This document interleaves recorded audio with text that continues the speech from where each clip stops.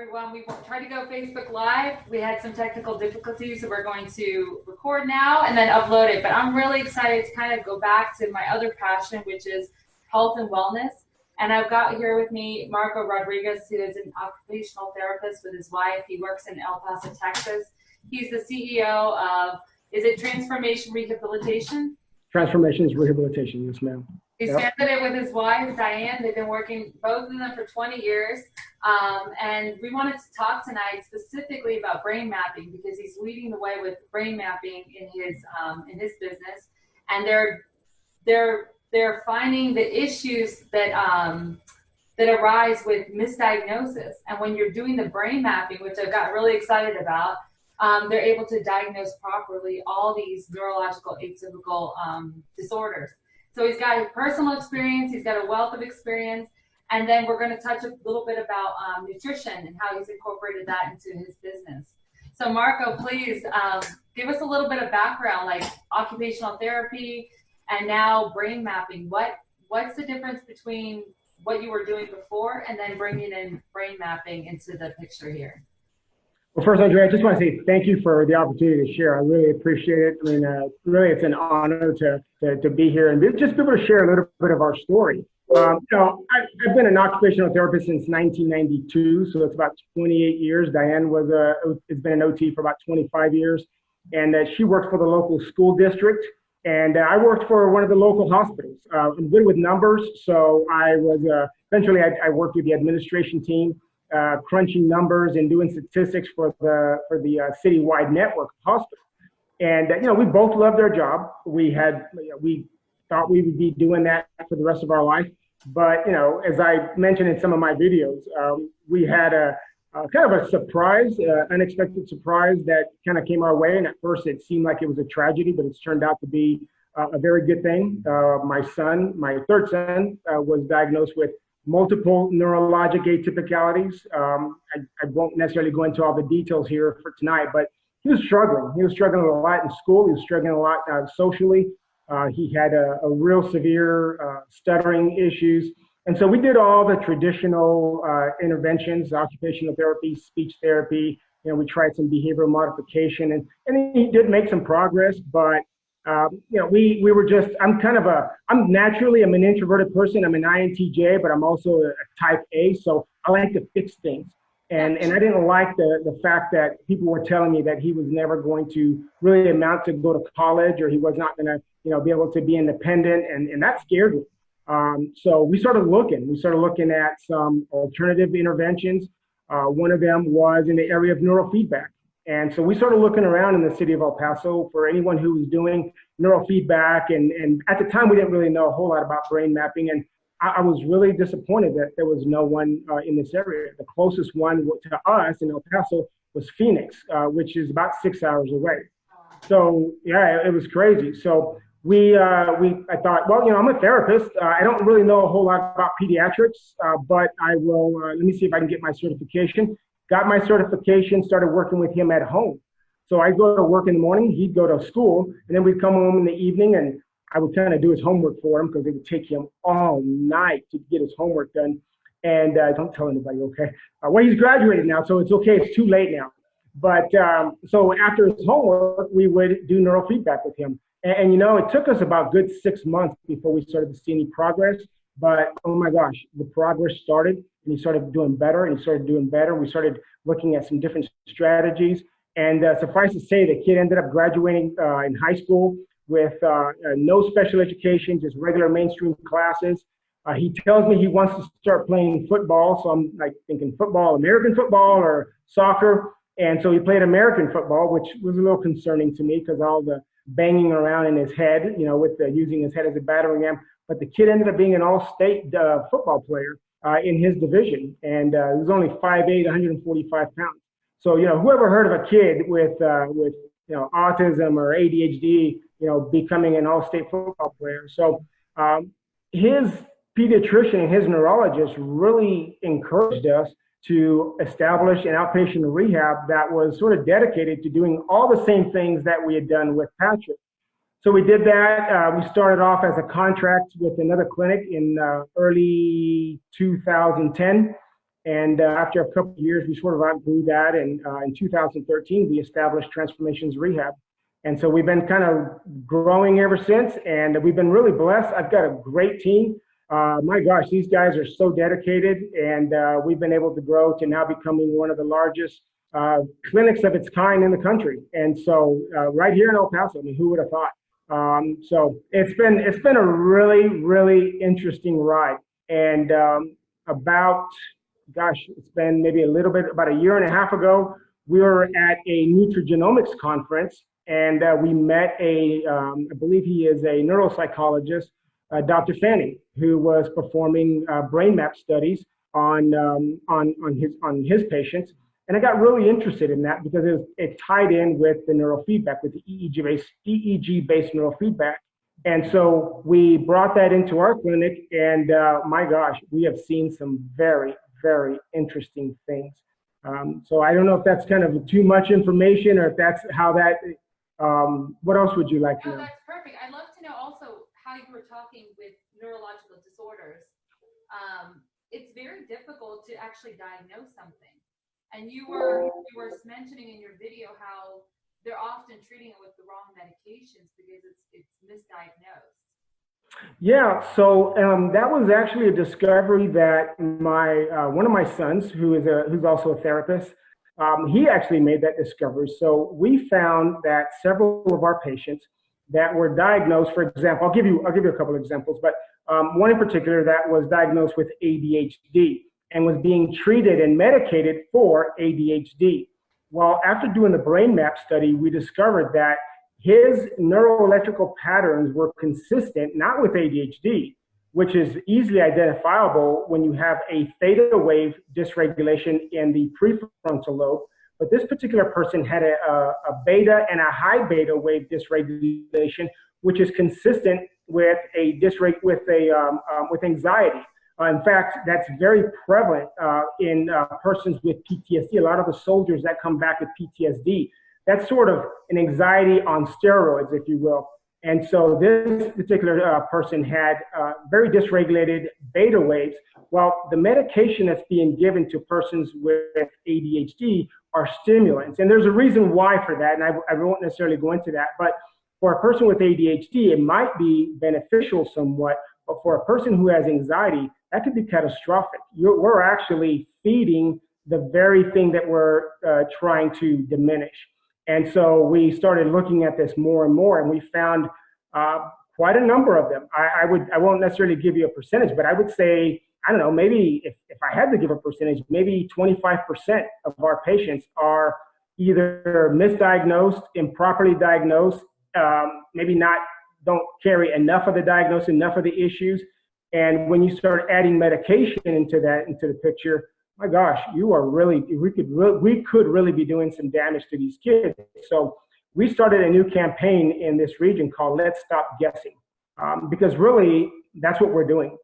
If you really think about it, and I hate to say it because I'm a healthcare professional, but when you go to your doctor and you say, I've got this, or I've got that, or I've got migraines, or I'm really feeling depressed, I'm really feeling down, or my kid's jumping all over the place, or he's having issues with socialization and sensory processing, we're just sort of guessing, because there was no way to really take a look inside the brain and see what electrical patterns they had.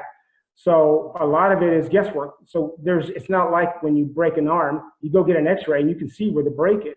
That didn't exist, at least not in this city. In some of the other cities there were, like for example in Phoenix, Dr. Fanning, or in Glendale, Fanning is there, but here that didn't exist. So there was a lot of guesswork going on, and I would venture to say that in a lot of cities, there's a lot of guesswork going on. I think there's a lot, because the third leading cause of death is prescription writing. Absolutely. Isn't that amazing? Isn't that amazing? I mean, so we all know that cancer is now the number one cause of death in America, which it used to be like 5 or 6. Heart disease is now number 2.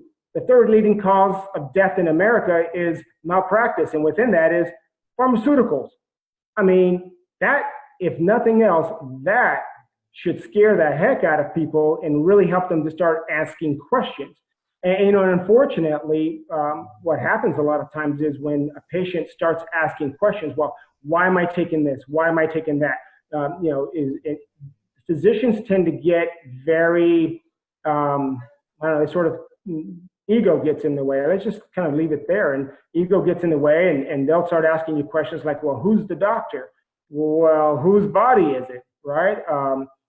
So you really, I think for us, one of the main things that we've really started promoting is just really get out there and get educated, right? I mean, figure out, it's your body. You have to be proactive in your own healthcare.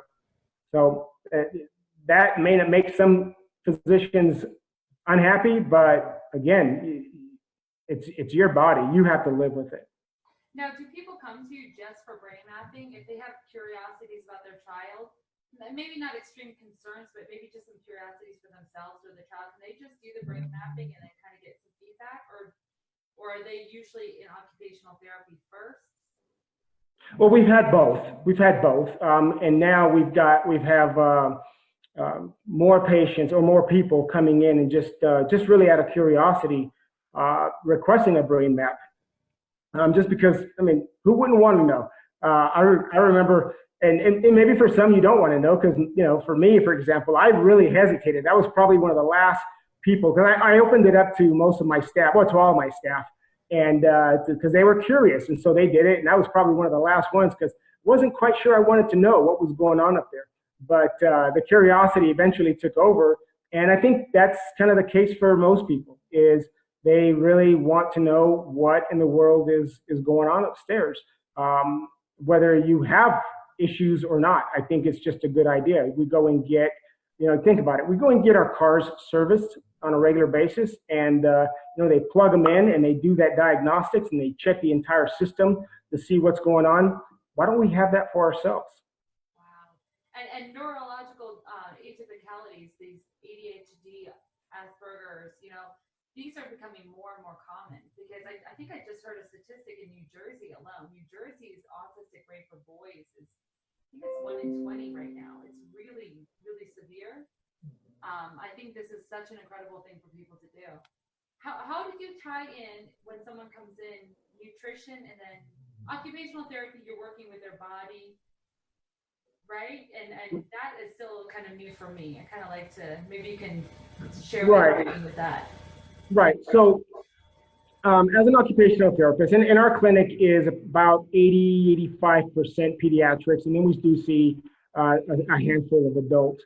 But in pediatrics anyways, we get a lot of kids with ADHD or with autism who have a really difficult time functioning, social interaction, issues in school.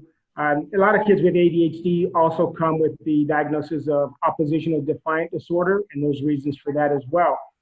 So I have that. Oppositional defiant disorder? I might. Most of it, I think a lot of us should have it. I think, especially nowadays, we need to be questioning everything that we see, because it's just, anyway, I won't get into that. But so with our clinic, we do a brain map study along with the occupational therapy and speech therapy screens, to just kind of help better identify what exactly is going on. And that helps the therapists, even for adults. I think our eldest patient was 82 years old, and it was interesting because she came in with a lot of migraine headaches. Well, we did the brain map study on her, and on the brain map, the brain map software is so sensitive that it picked up I don't remember the exact number, but an 80-some-odd% probability of a prior traumatic brain injury. So I stopped, and afterwards, and I said, hey, so did you ever get a head injury on your right temporal lobe around here? She goes, oh yeah, back when I was about 25 years old. Now she's 82, okay? Because back when I was 25 years old, I was in a car accident, we were broadsided, and I was in a coma for a month. And I was like, wow. Well, that had been there for all this time, and she'd been functioning. She had, gotten married and had a full life, and still is really, really doing well, because especially she started really following some of the instructions that we gave her in terms of nutrigenomics. And but she just had this one little thing where the migraine headaches were just really starting to take effect. And so we were able to identify exactly where the problem was. And rather than just giving her pain pills, we were able to do the neurofeedback in that specific area and help to retrain the brain to self-regulate. And now she says that when the headaches start to when they get to a point of about a level 2, so she can kind of tell that they're coming back, the brain knows exactly what to do, and it self-regulates, and it's able to kind of bring that back, and her headaches don't get any worse than maybe a level 2. And she says, and they might last maybe a total of 5 or 10 minutes, and then they're gone. The brain's got an incredible ability to do a lot of things that we really have no idea yet what it can do. We're just kind of opening our eyes to the fact that it's neuroplastic. Absolutely. Neuroplasticity. People thought it was.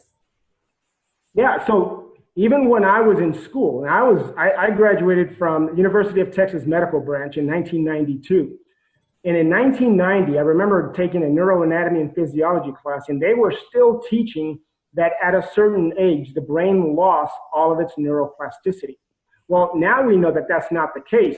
In fact, some of the what we call biohacking and nutrigenomics that we encourage people to follow some of those protocols, they'll boost. They have what's called DMAE, and they'll also have a turmeric, which will boost a hormone in your brain called brain-derived neurotrophic factor. Now, your BDF is the hormone that your brain releases in order to create new connections, new axonal connections, and even the possibility of neurogenesis. And so we know that what we used to call settled science. You hear that term a lot these days. Well, it's settled science. Well, that used to be settled science, and now we know that it's not. The brain has an incredible ability to maintain, adapt throughout the entire lifespan. Marco, I'm just in awe of the body, in absolute awe. And I think we haven't even gotten to the tip of the iceberg of what it could do. Oh, absolutely. In your video, you were talking about the culprits, our gut health. Mm-hmm. You were talking about high levels of oxidative stress, mitochondrial dysfunction, and then brain inflammation. Absolutely. Yeah. So can you talk to us about nutrigenomics? Because I know we're both like real big fans of this concept of activation, NRF2, and activating these pathways. Can you kind of go into how you've incorporated that and what you've seen? Yeah, absolutely. Well, okay, so I got to go back a little bit and kind of explain where we came from and where we are now, because where we started, we were very narrow focused because again, most of our patients have ADHD and autism. And so we know that all the studies show that between 78 and 80% of children with autism have several biomarkers in common that no one really wants to talk about. For example, we know that they have mitochondrial dysfunction. We also know that they have high levels of oxidative stress. In fact, we have several patients that have come in and gotten either their T-bars or the lipid peroxidase test and have come back. Now, 10 years old, and his lipid peroxidase test came back saying that his oxidative stress levels was consistent with a 40-plus-year-old man. And that's not good for a 40-year-old man to have, much less a 10-year-old child. Okay, and we see that across the board. So these kids have several biomarkers, like I said, mitochondrial dysfunction, high levels of oxidative stress, have low levels of glutathione, which we know is one of the reasons why they have high levels of oxidative stress. They have really poor gut health, and all of that combined keeps the body's ability to process those toxins. It kind of lowers that ability. Well, those toxins eventually start to build up, and that leads to all kinds of issues, including brain inflammation. So when I first started looking at the concept of nutrigenomics, and again, this goes way back because you can't go to an autism conference and them not talk about gut health and not talk about nutrition. So that was kind of my scope, but I didn't know that there was actually companies, or a company specifically, that had put together product lines that could address those issues.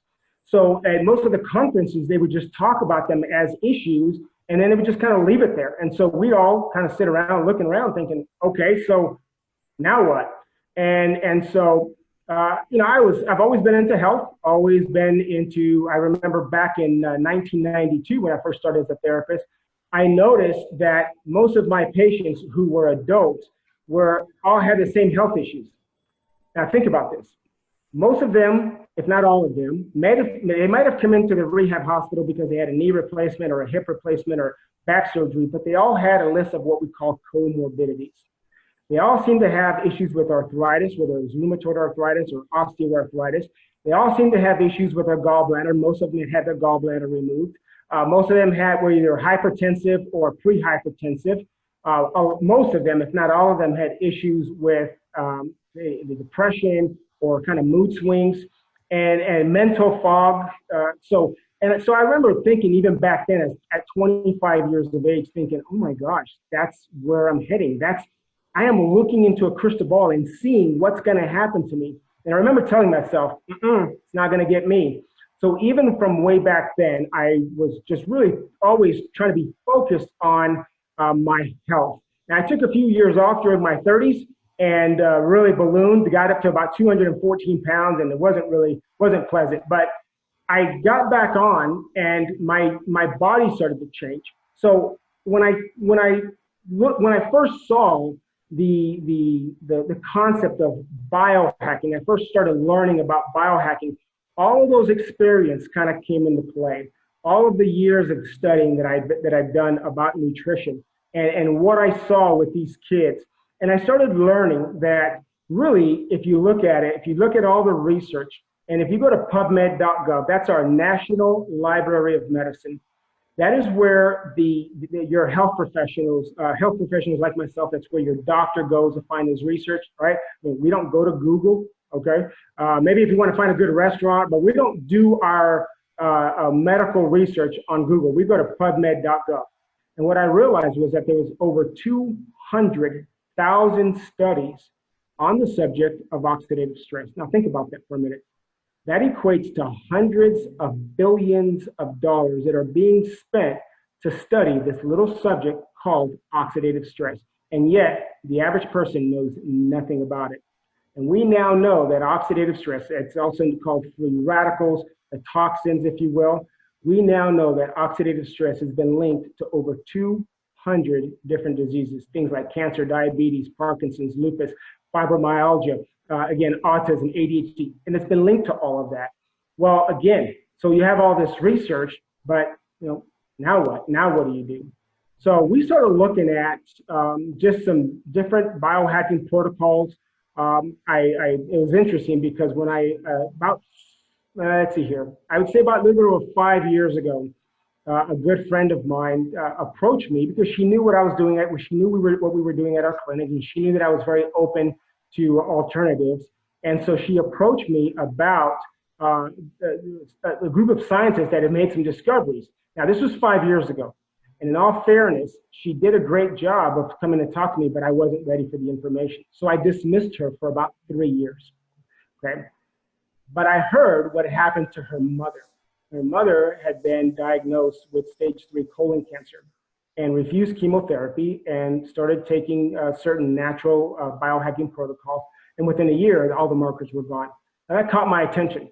And I'm not saying that it cured it. I'm certainly not in any way implying that any of this is a treatment or a cure. I'm just telling you what my experience has been, that I work with people with health concerns. And so that sort of caught my attention. I mean, think about it. If it was somebody you knew and you saw it, what would you do? So after about 3 years, I said, okay, show me what you got. And it absolutely blew me away, what I saw. So I'm a science geek. I dove into the science. I started I found some of the research that had been done by LSU, the Skin Cancer Foundation. John Hopkins did some studies on lung cancer. I started looking at the American Heart Association, started looking at Harvard. So I started looking at all this and I thought, oh my gosh, Washington State University talking about how this is the most extraordinary therapeutic, the most extraordinary preventative breakthrough in the history of medicine. And that really caught my attention because if you think about it, healthcare is really not healthcare. It's really more sick care. We're not really concerned about prevention. We're not concerned about how to stay healthy. You go to your doctor when you're sick and they give you pills. So All of that really caught my, I'm sorry? I say they operate, they medicate, or they radiate. Absolutely. That's it. Absolutely. So, it really kind of caught my attention. And after doing all the research, I thought to myself, well, gosh, if this can do what they say it can do, maybe it would help, some people that I know. Now, I have 6 children. And one of my sons, I mentioned, was diagnosed with a lot of neurological atypicalities, Asperger's, autism, and so forth. My youngest son wasn't born with any neurologic atypicality. He was a typical kid, very rambunctious, and he's at a summer camp and he sustains a head injury. So now I've got 2 that I'm dealing with. And so we did therapy with him, and he survived, thank God. And we put him in, or he went back to school, but he was in special education for 8 years. After therapy, after doing everything we possibly could, he did survive, but he was in special education for 8 years. So I thought, if this can do what they say it can do, maybe it would help him. So I started biohacking with him. And I'm not kidding, okay? 6 weeks. He gets tested. He takes, in the state of Texas, we have what's called the STAR test. He takes the STAR test. He's the second one to finish in his class. And before that, I started noticing that his grades were getting a lot better, but I really wasn't ready to say that it was or wasn't the biohacking. But he takes the STAR test. Second kid in his class to finish. We get the results back a few weeks later. He blows the test out of the water. So much so that they retested him, and for the first time in 8 years, he tested out of special education. He is now going into his senior year, and the majority of his classes are dual credit, where he's going to be getting college credit, and he's in advanced placement. So that, again, if it was your kid, what would you do? Listen, I'm a therapist. I'm a science guy. I work with these kids. We've probably served maybe 1,500 to 2,000 children over the last several years.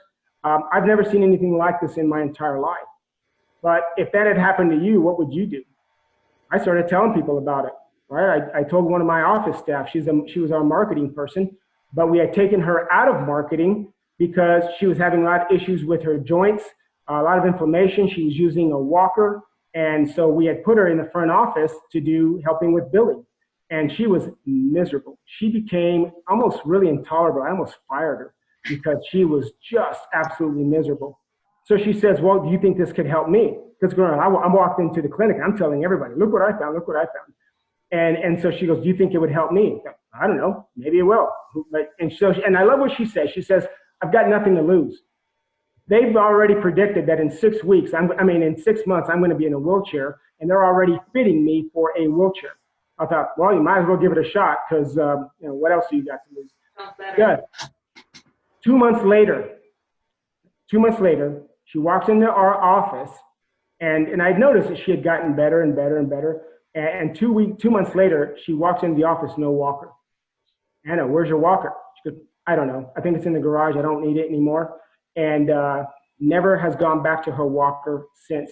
A couple months after that, we took a trip to Puerto Vallarta, brought her with us, and she hikes 3 miles, 3.1 miles, because she wants to go swimming with the sea lions. Now think about this for a minute. This is a woman who had been using a walker and had been supposed to be in a wheelchair by now. She's not in a wheelchair. She's not even using a walker, and she's hiking 3 miles because she wants to go swim with the sea lions. You can't deny something like that. So again, I ask you, Andrea, and even for anybody who's watching this, if that happened to you, what would you do? Like, would you keep it to yourself or would you tell people about it? Anna really didn't have a choice. People noticed it. They were asking her, Anna, where's your walker? What's going on? She starts telling people. It's interesting because I think we started telling people, and from there it grew and grew and grew, and it's just been absolutely just so impactful with so many lives. My people, my team, we all say you get a moral obligation to tell people.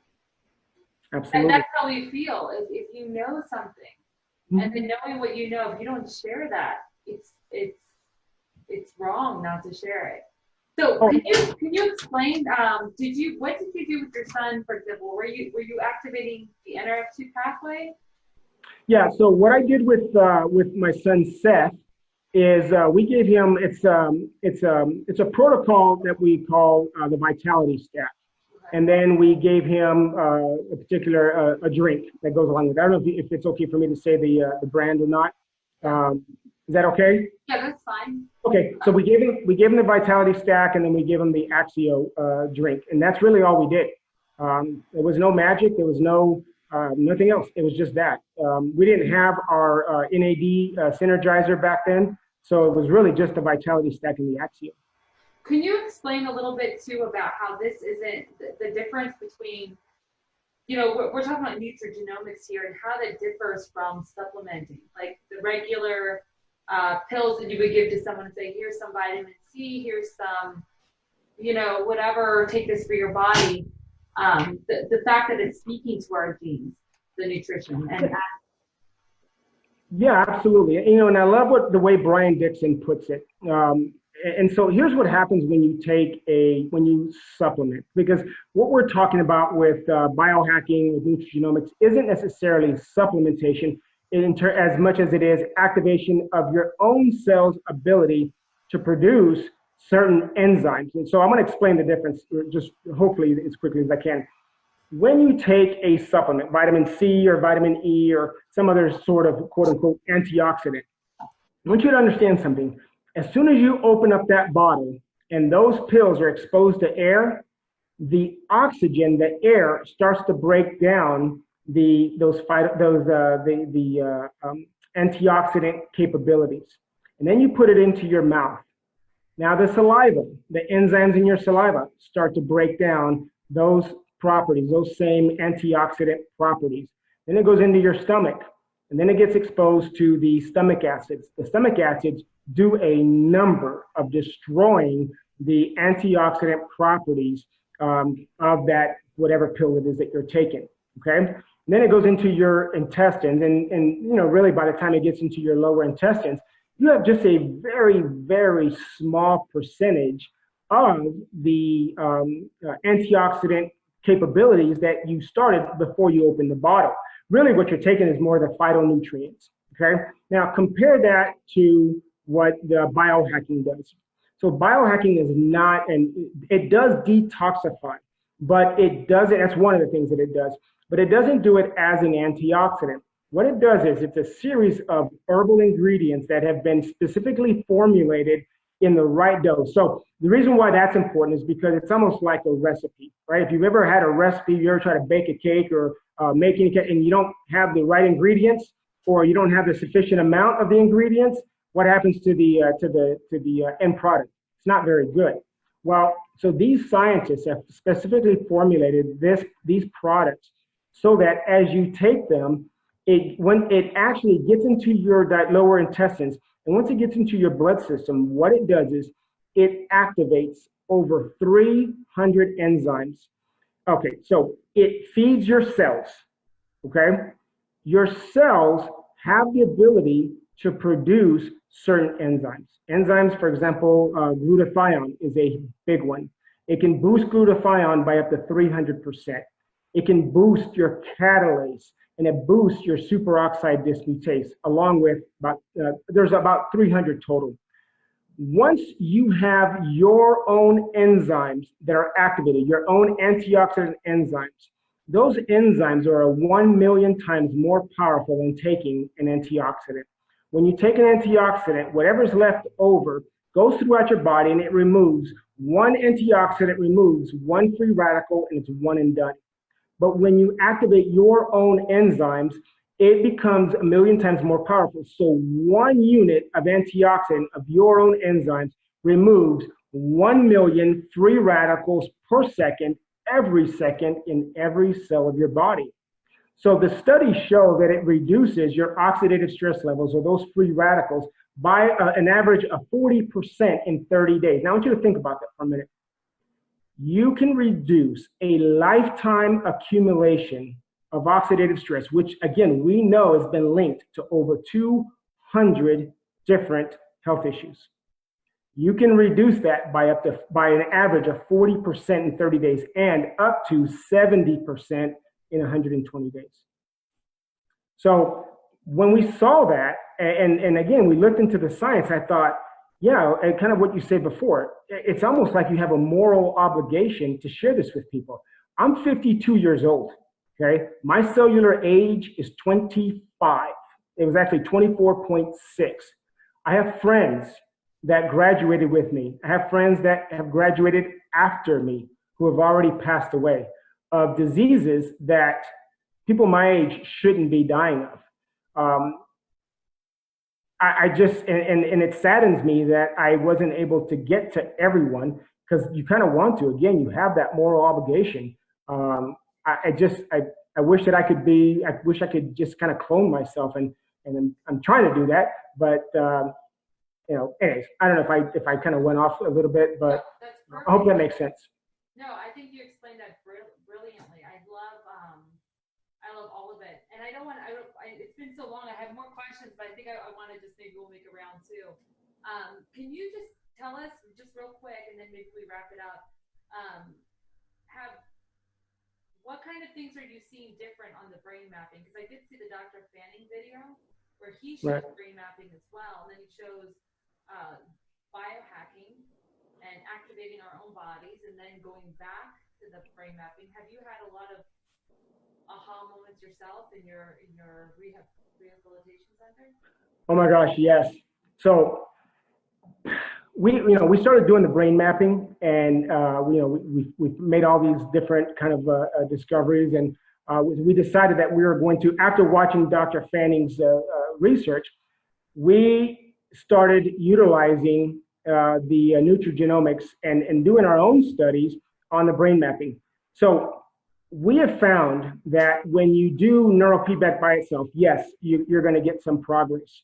But when you combine it with the nutrigenomics, the results are off the charts. It is just, literally off the charts. And here's the reason why. Your brain is made up of over 100 billion interconnected neurons. And those neurons are in constant communication with each other. And they communicate two ways.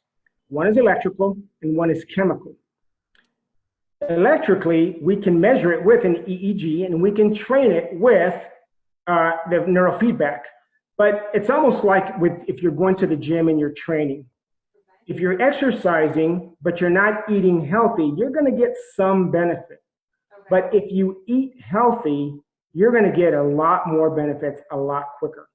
So with biohacking, what we're really doing is we are feeding the cells exactly what they need to lower the oxidative stress, promote mitochondrial biogenesis, boost the sirtuins, okay? And by doing that, the cells become a lot healthier, a lot quicker, and so they start communicating better. So we've had people who have come in with really all kinds of dysregulations. I wish I had some pictures that I could show you, but we have all kinds of different dysregulations, whether they are overstimulated, understimulated, lack of communication between the right lobe, the right hemisphere, the left hemisphere, and we start doing everything. And we've done enough of these now that we can see a big difference, and it can't be coincidence, but we've seen such a big difference in the people who biohack and the ones who don't. The brain starts to learn to reorganize itself. And again, a lot of it is because with the biohacking ingredients, you look at things, it's got, for example, that DMAE in it, which really is a powerful natural compound for your brain, just that alone. The turmeric, which helps to boost, again, that BDF. So the difference is really almost like night and day. Think about it. My son was in special education for 8 years. 6 weeks later, he tested out of special education. We have kids that are nonverbal. We start biohacking with them, and with less than 2 months, they start engaging in full, complete, and descriptive language because we were able to feed the cells, feed all of the cells, lower that oxidative stress, and now the brain is able to function the way it's supposed to. On a personal level, again, I'm 52 years old. Prior to biohacking a little bit over 2 years ago, I was your typical 50-year-old. There's really a lot of brain fog. I talked to a lot of my friends still from high school. And we were all complaining. We were all like a bunch of old men sitting around complaining about how our bodies just don't act like they used to anymore. We just can't think the way we used to. And I don't have that problem anymore. My mood's a lot better. My staff likes me better. Because I'm not, I don't get stressed out about things anymore. Just my mental focus, my mental clarity is just so much better. Marcus, I really appreciate this. I'm going to watch this again and again. I am. And could you send me a couple of those brain mapping clips if you have them? Maybe I can put those in a YouTube video or something if I. Okay, yeah, we can do that. I can do that. I've got some real specific ones that where we've just seen some crazy results. We'll just kind of blotch out the names, and we've got to stay within HIPAA compliance. But I'd be more than happy to send those to you. That's awesome, Marco. Thank you so much for your time. I really, really appreciate it. That was fantastic. Andrea, it was my pleasure. Thank you so much for the opportunity. Yeah, and please reach out to either Marco or myself if you want to get your hands on these biohacking products or just get more information. We would love to kind of set you guys up with that. And just listening to this, I mean, it's kind of a no-brainer. It really is. So just please reach out. No pressure. We just love to answer your questions. Marco, thank you so much. I appreciate it. Andrea, thank you. Thank you again for the opportunity to just share. And if you ever have any other questions, feel free to reach out to me. I sure will. Watch out. All right. Take care. All right.